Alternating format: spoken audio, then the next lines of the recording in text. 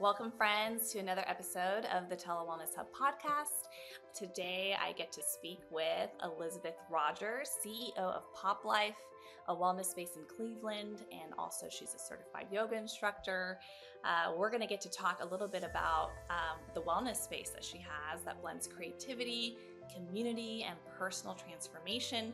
With a background in law, investment banking, and operational strategy, Biz transitioned from successful legal and finance career to entrepreneurship. And in 2018, she became a certified yoga instructor in Bali, which deepened her passion for wellness and reshaped her leadership approach.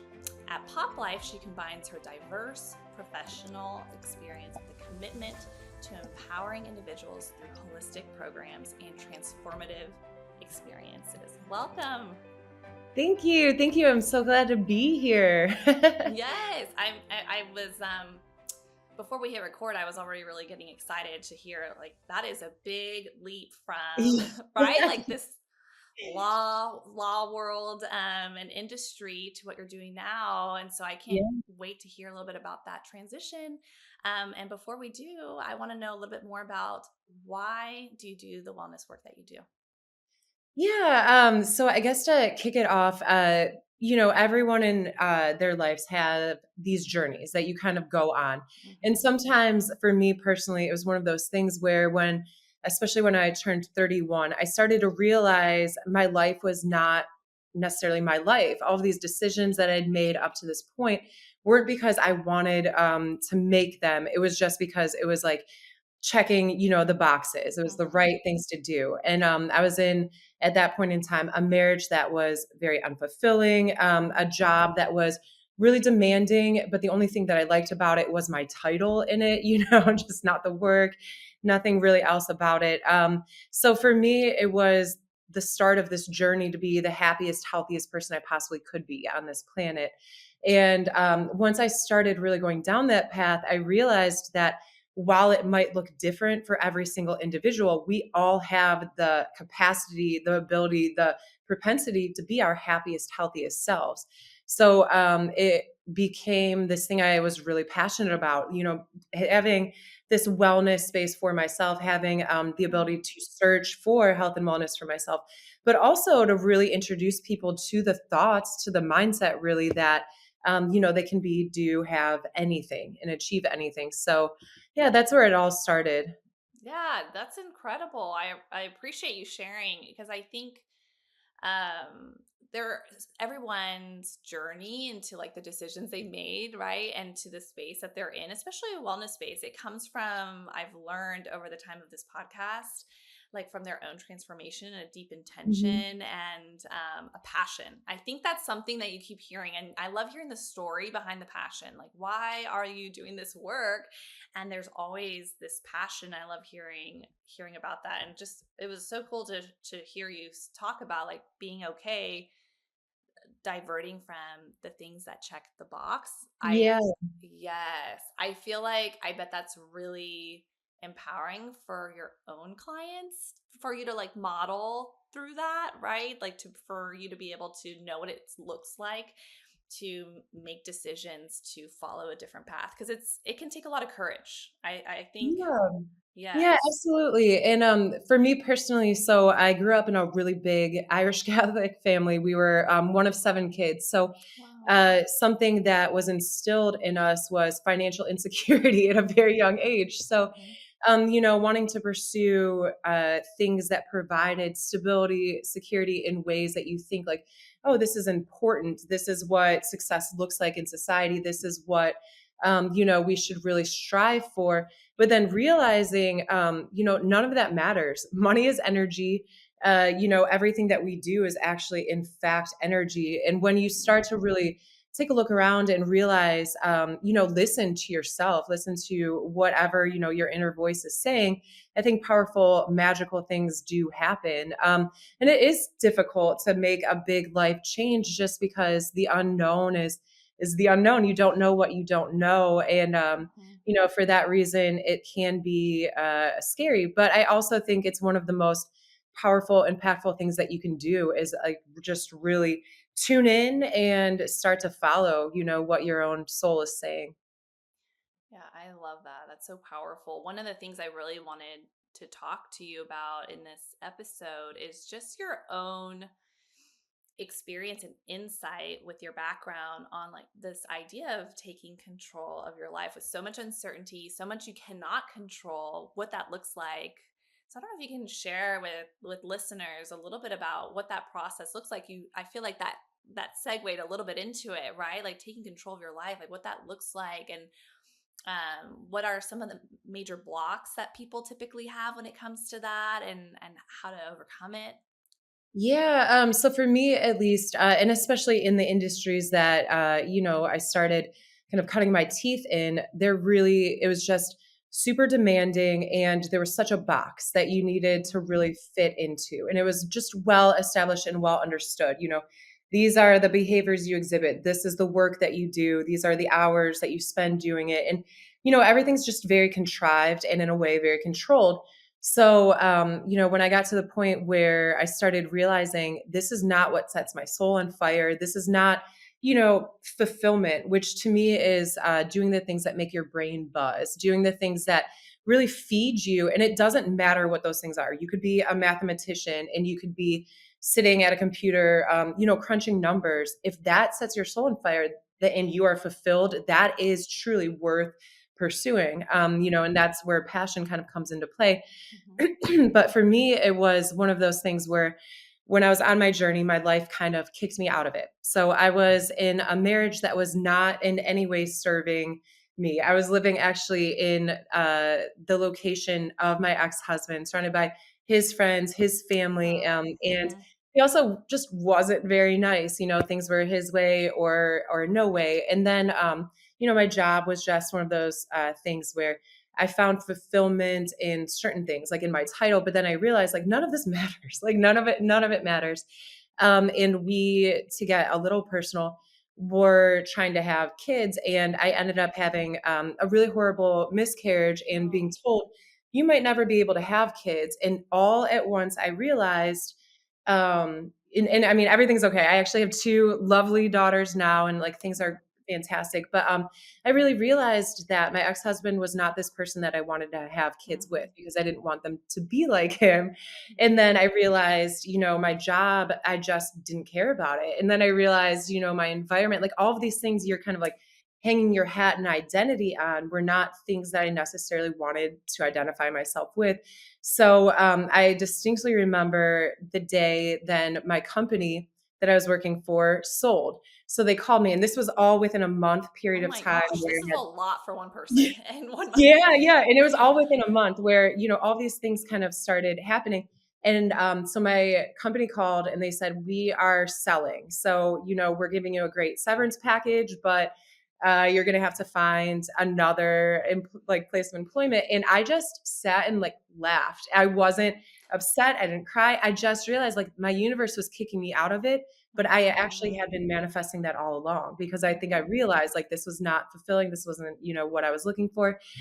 So I ended up moving back home to my parents' house that I hadn't lived in since I was 18, just starting college. And it was one of those things where it was somewhat humbling, but also just exactly where I needed to be. And in losing control, I think I gained my sense of self in realizing that, you can't control anything but your mindset, truly. And your Mhm. mindset is where everything stems from. It was the most freeing thing in the entire world. And I still look back. I was only there for 3 weeks before I decided to move to Bali, get my teacher training, and just kind of look at my life differently. But yeah, I just look back in that time with such fondness because it was such a just relinquishing of control. But instead of like bringing in fear, it actually brought Mhm. such relief. It was really empowering, I guess.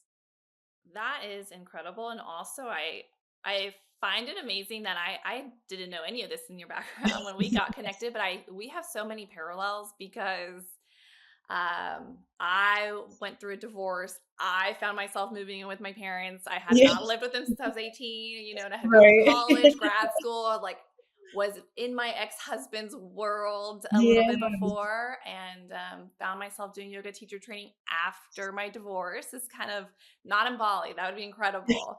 But really like kind of starting all over, and I could relate. And I think a lot of people can relate to that feeling of like sometimes things are destroyed so you can put them back together Yeah. in like an incredible way. I had an amazing colleague who told me once like stained glass windows can only be made from pieces of like broken glass, I right? love that. So Yeah. yes, I love that too. So just like what a testament to you creating this amazing life from what some people could consider like okay, like things fell apart, but you like created Yeah. something beautiful from it.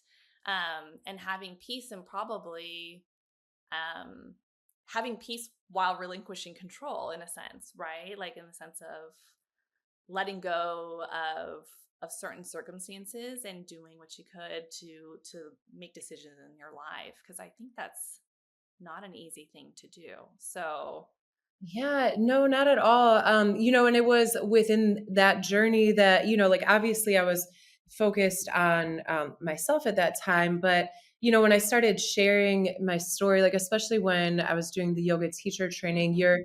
I was with people from all over the world and started realizing like everyone holds on to trauma, right? Like we all carry things that have happened to us, and some things that have happened to people are truly objectively awful. And Oh, it's really interesting to see, what happens after to this individual. Do they, kind of succumb to it, or do they, take it and grow from it?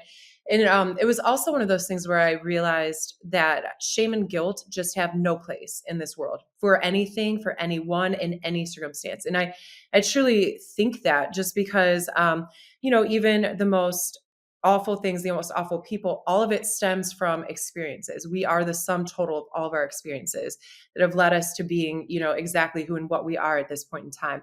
I also, like, my own personal belief is that we are all one. So, all of our collective experiences, there is a place and there is, a scientific basis behind our connections together. So, looking at all of us differently or saying, in a really judgmental way, I wouldn't do that or I wouldn't do this. It's like, no, you actually probably would had you taken that walk through life that, that other individual did. So it was really starting to listen to all of these other experiences that people had that I truly started to heal because I realized like I don't need to hold on to this because I'm not judging them for what happened to themselves. So why am I judging me, And mhm. I didn't have to, or, like you hear other people's stories and you feel just like, I can't believe that happened to you. That's really awful, but you feel still love for them. And it's like, oh my gosh, if I can feel that for someone else, like they can feel that for me, or like I can feel that for myself. So yeah, it Mhm. was truly like in the context of other people that I started realizing, more about myself. Yes. And that brings me to this really key thing that I'm hearing like when the sense of community, right? Like it sounds like you were surrounded by others. There's this interconnectedness that is core value of your beliefs, this sense of community and collaboration and learning from others. Share with us a little bit about how you see community. It sounds like you built a community, right? With there now in Cleveland and through your business. So yeah, talk to me a little bit about how community can help because I think now with technology is incredible because we can have these digital communities, and you Right. can have in-person communities, and I think at the same time there's research that we are feeling more isolated than ever, and so I do Yeah. think there's like this transformative power in community I've never talked about on this podcast, so I'd love to hear your just perspective on the importance of community. Yeah, yeah. So, I mean, I think it is one of those things where, we are in general, like innately, biologically, Hmm. beings that gravitate towards other beings. And I feel like Hmm. the more we isolate, and especially, we saw with COVID, kind of the worse it gets. It's almost attractive in a way to not have to go out, to not have to do things, to not have to be Hmm. busy. And like, there's Yeah. something to be said for taking true rest and relaxation and time for yourself. But there also is just such immense power in support and, higher vibrations with other individuals. And so, like I said, for me personally on my own healing journey, it was one of those things where I feel like I started actually healing when I was surrounded by other people who were very Mhm. supportive of me and very understanding. And so I think it's like such a buzzword, right? Like we say things like Yeah. community, we say Yeah. things like passion or wellness. Like Yeah. what does that even mean? And I think like, there might be similar connotations that we all have in our brains when you hear those words, but to me, community is truly just a group of individuals, like-minded or not, who are, there to support each other, there to grow in different ways. And one of the things that is a core ethos, at least at Pop Life, and what we're trying to build together is that everyone has something to offer. Mm. Also, conversely, everyone has something to learn. So, we're really trying to make it a place where you have the table to offer what you can. You have the place to really list out your passions, to explore them, to talk about them, to discuss the things that you're good at, that you have knowledge about, and then to the other side of it, a place to really learn and grow in those ways that you're interested in doing so. And I think so for me, it's community is one of those things where, you're building something together, and you're really creating a new social construct, something that our social construct, if we look at it on a more high level, to me, it's kind of in trouble right now. Our country Yeah. is, more divisive and divided than ever. But, unfortunately, I think, we're just not realizing that we have more that connects us than, we're willing to acknowledge and willing Yes. to look at. Um, so yeah, that's just, wanting to build something together and Mhm. also really wanting to support each other in a way that's not just word salad. It's not just, words just to say it. It's Yeah. actual support. And what that means is, celebrating victories when someone else achieves something. And that is, if somebody needs something, being there to provide it. There's this documentary called Happy that I talk about seriously probably like once a week. It's my favorite documentary I'm of gonna all write time. down. I have not seen that. Oh, it's so good. It was on Netflix for a while. I don't think it is Okay. anymore. But, so it's the study of human happiness, and they went through all different cultures all over the entire world, and they gave people just kind of the opportunity to ascribe a level of happiness to themselves. So some people, they for example, they went to Wall Street and they would ask people, "What makes you happy?" And everyone that's walking by says, "Money, money." But they look very miserable. Like they don't look happy at all. And then there was, for example, this man who literally lived in a hut, and it had a mud floor, and he was so happy. You could just see the joy radiating from his face. Like you could feel it. And even through the camera. And he described his life, and he's surrounded by friends, family, community, and that was everything he needed. Mm. So the documentary itself made no conclusions, but it did give an opportunity to kind of look at all of these different cultures. And they found cultures that focused more on community, on building things together, on not dividing, by family necessarily, like the groups and communities that would do dinners together and, Mhm. group activities, they rated themselves as much happier than, these other communities where people were just kind of isolated in their, separate little boxes. I need to check out the documentary. But yeah, It's I so good. love I love that. And you bringing up that we have more that unites us than divides us, and really looking at like that key to the happiness. I think that's huge. Yeah, no, I think it's so inspiring, and to be able to create a space where that's available for people, right? That's what, like, you've it sounds like you've created this like through your background, your training, your leadership skills before recording. I know you mentioned like you used to talk in front of like hundreds of people, right? So like this, yeah, taking like all your experiences, right, and like transforming it into this, like pouring it into this opportunity to bring like healing and happiness, right, and wellness, for others. I think that's incredible. So, I love this opportunity to connect with people that are like lights in the world, right? Like being a light and like amplifying that light. And I know you're amplifying the lights in others. I think that's great.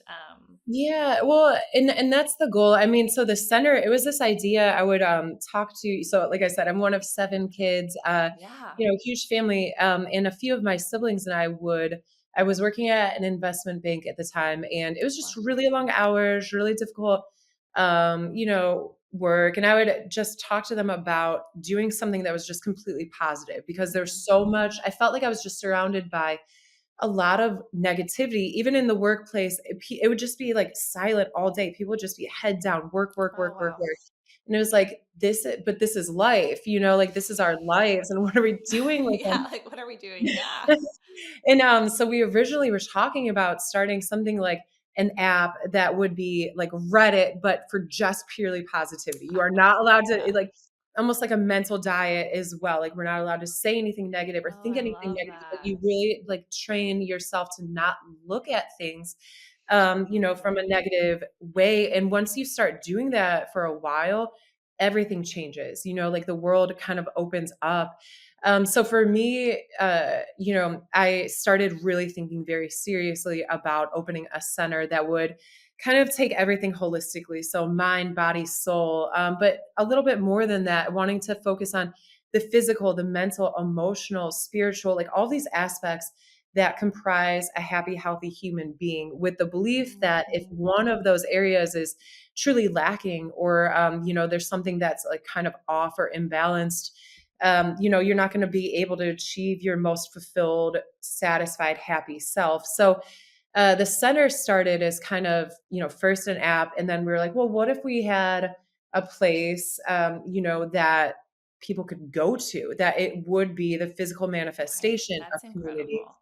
Yeah. Yeah, and then, long story short, I ended up individually stumbling into this building that had been created, with the concept in mind. It was a little different. It was more along the lines of artists to create and become fulfilled through that avenue. But in my eyes, everyone is an artist. You can be an artist, like I said, bringing up math or anything that's even very analytical.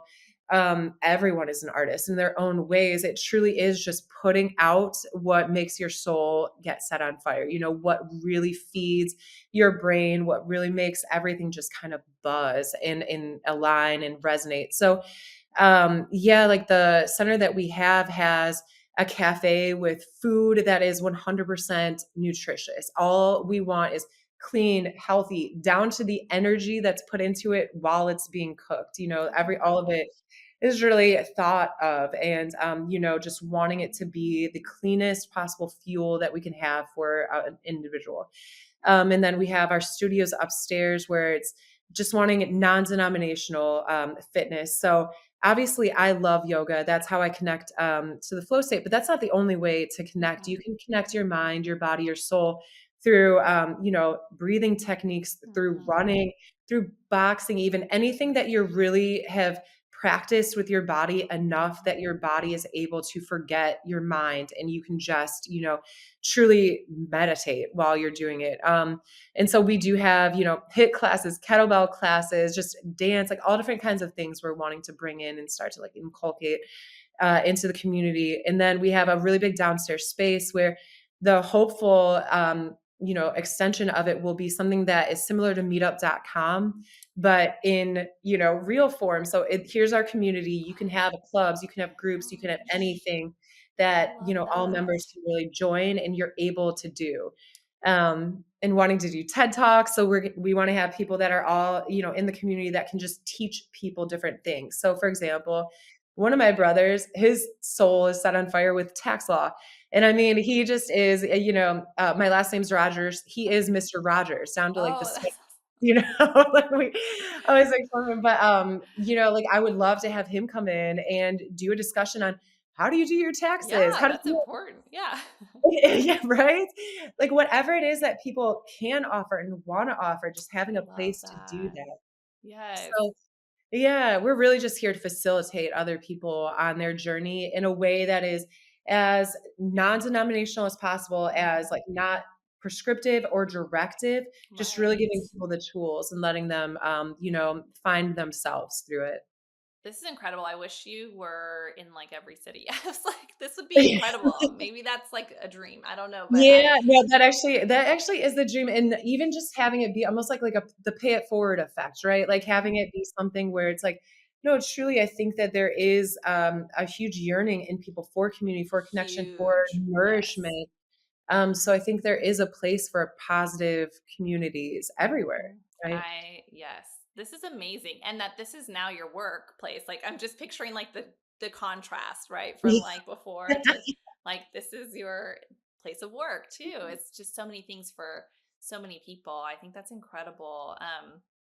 Well, I think my last question, we're talking about this like change and like things that, when you made changes in your life and as change is happening internally or like with mind, changing our mindset, different Mhm. things like that. For people who are going through a change right now, I think there are a lot of people right now um, going through some kind of transformation, going through changes, or wanting to create a change in their life. Right. What would you share in terms of how to embrace the change, how to start the change, embrace the change, adapt to change, or respond to change? What would you share about that? Yeah, I mean, I think there's all different kinds of tools that can really help to facilitate it, but, Mhm. changing anything is very difficult because by the time you're 30, your pathways and the way you think and the way you interpret the world, and even down to the patterns and the habits that you engage in on a day-to-day basis are really well defined. So, for our bodies, even needed change, even healthy change feels really awful sometimes. That's why it's hard to create a physical routine if that's not something that you've done, Mhm. or been doing. It's hard to create, healthy mental routine. It's hard to do Mhm. anything truly if it is, a full change. And so I think my best advice, or, what I would say is, truly trust yourself. Let Mhm. yourself I would start with meditation because to me that is has always been the most impactful thing that I ever do. And meditation comes in all different forms, and what Mhm. resonates for some people resonates differently for others. But truly what it boils down to is quieting your mind and letting yourself speak. So, and just really being able to hear yourself.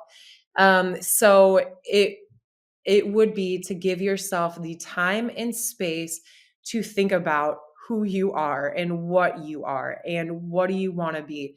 And a lot of times, when people are unhappy and they want to change, there's a lot of environmental factors, that surround that. So sometimes it's requiring you to remove yourself from an environment that is a very ingrained, that has, a huge overreaching web of, different factors and ramifications from that change.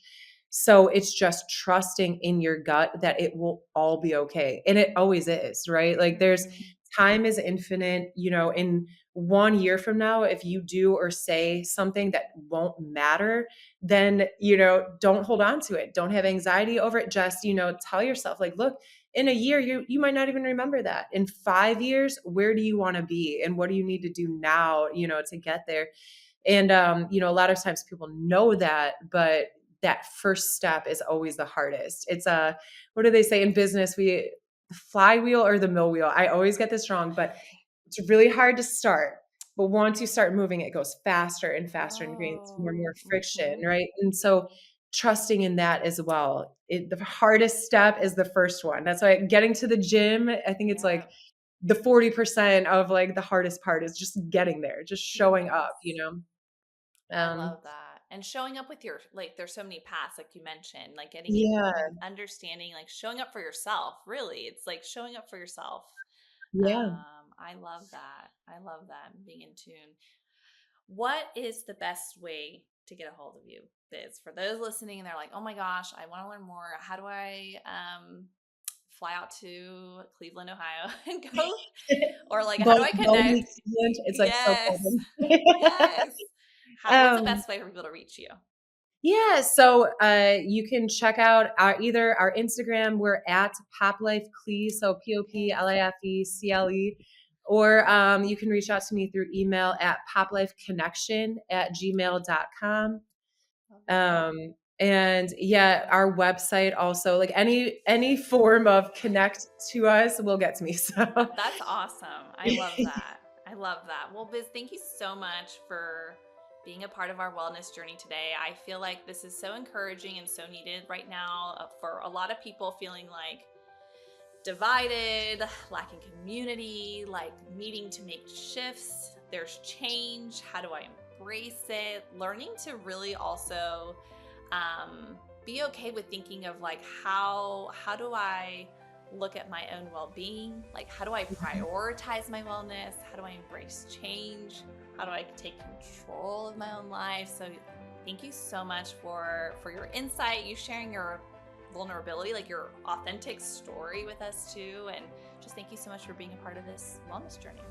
yeah, absolutely. Thank you so much for having me. And yeah, if anybody does have any questions, issues, anything, please feel free to reach out. I'm always here, even as just an ear as well. But all right. Thank you. Yeah, thank you.